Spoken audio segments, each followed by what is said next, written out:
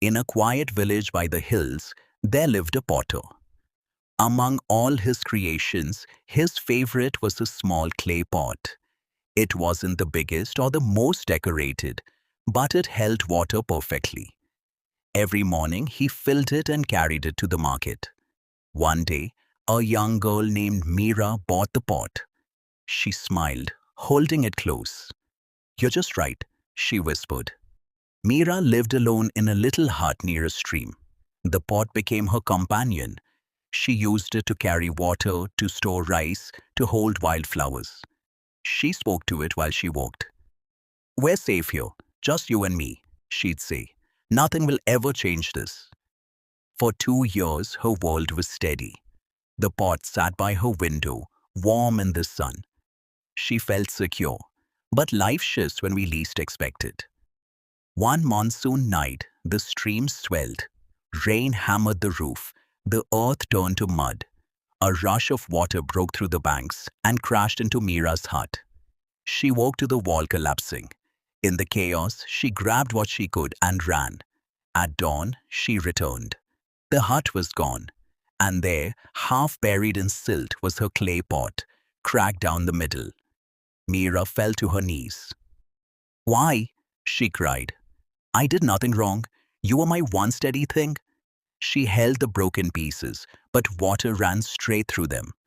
Her safe world had shattered.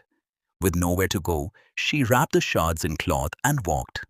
Days passed. She was tired, hungry, unsure. Each night she thought, "Just lie down, it's over." But a small voice inside said, "Keep walking, just to the next bend."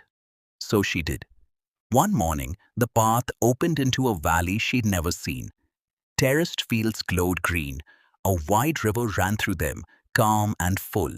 At the center stood a community of potters, their kilns sending thin smoke into the sky.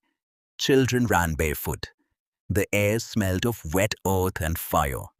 An old woman saw Mira and her broken pot. She didn't ask what happened. She just pointed to an empty wheel. "Sit," she said. "Try." Mira's hands shook. She'd never made a pot, only carried one. But she pressed her fingers into the clay. It was messy. It collapsed twice. The old woman guided her hands. Slowly, a shape rose, wider, stronger, with thick walls and a deep belly. When it was fired, Mira held it up. It held twice the water of her old pot. And on its side, she pressed the broken shard from her first pot into the wet clay before it hardened. She looked at it and understood. If the flood hadn't come, I'd still be alone in that hut with a small pot. I would never have learned my hands could shape clay. I would never have found people who teach, who share, who wait for you at the next bend. Friends, we all have our clay pots. A routine, a job, a person, a plan we clutch because it holds our water. When it cracks, the spill feels like the end. We ask, "Why me?" But sometimes the flood isn't punishment. It's life widening the river. The crack isn't just loss, it's an opening. The same water that broke Mira's pot led her to the wheel. The same storm that took her home gave her hands a new purpose. So if your world cracks today, grieve, then walk. Keep your pieces close. They'll become part of what you build next. Your next vessel might hold more than you ever thought possible, because loss is not the end. Sometimes it's life handing you the clay and saying, "Now make it bigger."